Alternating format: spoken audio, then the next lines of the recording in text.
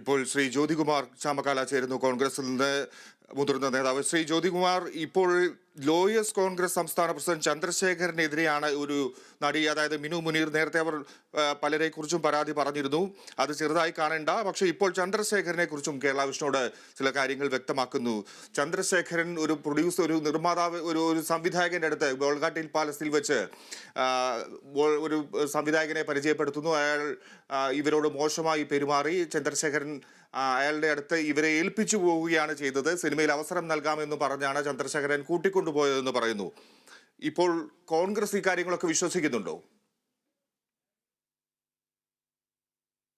ഇടതുപക്ഷമെന്ന ഒന്നും ഞങ്ങളെ സംബന്ധിച്ചില്ല. കോൺഗ്രസിനെ സംബന്ധിച്ച് ഇത്തരത്തിൽ നമ്മുടെ സഹോദരിമാർ സിനിമാ മേഖലയിൽ എന്തെങ്കിലും തരത്തിലുള്ള ദുരനുഭവങ്ങൾ അവർക്ക് ഉണ്ടായിട്ടുണ്ടെങ്കിൽ, അത് അവർക്ക് ദുരനുഭവമായി തോന്നുന്നുണ്ടെങ്കിൽ തീർച്ചയായിട്ടും അതിനെ സംബന്ധിച്ച് കേസെടുത്ത് അന്വേഷിക്കുക തന്നെ വേണം. ഇപ്പോ സർക്കാർ പുതിയ സമിതിയൊക്കെ വെച്ചിരിക്കുന്നു. ഏതായാലും അതിൽ ബന്ധപ്പെട്ടുള്ളവർ ഇറസ്പെക്റ്റീവ് ഓഫ് ആരായാലും അവർക്കെതിരെ നടപടി ഉണ്ടാകണമെന്ന കാര്യത്തിൽ ഒരു തർക്കവുമില്ല. ഇത് തന്നെയാണ് നിലപാട്. ഇതിനകത്ത് പിന്നെ അതിജീവിതയോടൊപ്പം അല്ലെങ്കിൽ ഇത്തരത്തിൽ നമ്മുടെ സഹോദരിമാരോടൊപ്പം ഇത്തരത്തിൽ നിൽക്കും എന്ന് പറയുകയും എന്നാൽ അതിൽ നിന്ന് ഒഴിഞ്ഞു മാറുകയും ചെയ്യുന്ന നിലപാടല്ല കോൺഗ്രസിനെ സംബന്ധിച്ചുള്ളത്. അത് ഏത് രാഷ്ട്രീയ പ്രസ്ഥാനത്തിൽ വിശ്വസിക്കുന്നവരായാലും അവർ ഇത്തരത്തിൽ നമ്മുടെ സഹോദരിമാരെ എന്തെങ്കിലും കാര്യങ്ങൾ പറഞ്ഞ് പ്രലോഭിപ്പിച്ച് അവരെ ദുരുപയോഗം ചെയ്തിട്ടുണ്ടെങ്കിൽ അവർക്കെതിരെ നടപടി സ്വീകരിക്കുക തന്നെ വേണം.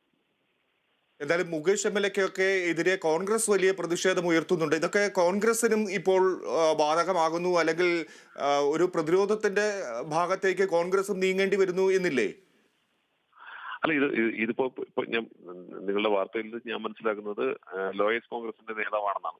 ഏത് നേതാവായാലും അദ്ദേഹത്തിനെതിരെയും നടപടിയെടുക്കേണ്ടതുണ്ട്. അദ്ദേഹം അങ്ങനെ ചെയ്തിട്ടുണ്ടെങ്കിൽ, അദ്ദേഹത്തിന് ചെയ്തതായി ആരെങ്കിലും പരാതി പറഞ്ഞിട്ടുണ്ടെങ്കിൽ തീർച്ചയായിട്ടും അദ്ദേഹത്തിനെതിരെ നടപടി എടുക്കണം. അദ്ദേഹം ആ സ്ഥാനത്ത് നിന്ന് മാറി നിൽക്കുകയും ചെയ്യേണ്ടതാണ്. ഒരു തർക്കവുമില്ല അത്തരം കാര്യങ്ങളിലും.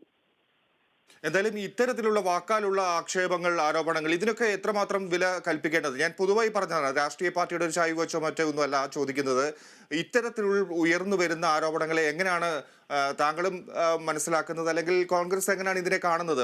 മറ്റു പലർക്കെതിരെ നമ്മൾ പ്രതിഷേധം ഉന്നയിക്കുമ്പോൾ ഇത്തരത്തിൽ സ്വന്തം പാളയത്തിൽ ഒരാൾക്കെതിരെ ഒരു സൂചന വരുമ്പോൾ എങ്ങനെയാണ് കാണുന്നത്?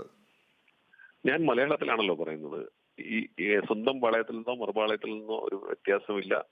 ഈ വിഷയത്തിൽ ആര് പരാതി പറഞ്ഞിട്ടുണ്ടെങ്കിലും ആ നിയമാനുസൃതം പോവുക തന്നെ വേണം. അവരുടെ പരാതി ഗൗരവത്തിലെടുത്തുകൊണ്ട്, വിശ്വാസത്തിലെടുത്തുകൊണ്ട് തുടർ നടപടികളുമായി സംസ്ഥാന സർക്കാർ മുന്നോട്ട് പോകാം എന്ന് സമ്മതിച്ചിട്ടുണ്ട്. തുടർ നടപടികളുമായി മുന്നോട്ട് പോകണം.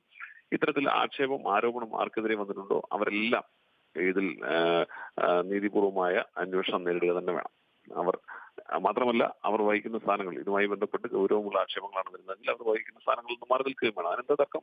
അത് പൊതുവായ ഒരു കേരളീയ സമൂഹത്തിൽ പൊതുവായി ഉണ്ടാകേണ്ട ഒരു കീഴ്വഴക്കമല്ലേ, ഉണ്ടായിട്ടുള്ള കീഴ്വഴക്കമല്ലേ, അതല്ലേ അതിന്റെ ശരി. അതിനകത്തൊരു വ്യത്യാസവുമില്ല. എന്തായാലും ആരോപണത്തിൽ ഒരു ഗൗരവമുണ്ട് എന്ന് തോന്നിയാൽ പാർട്ടി നടപടിയെടുക്കുമോ?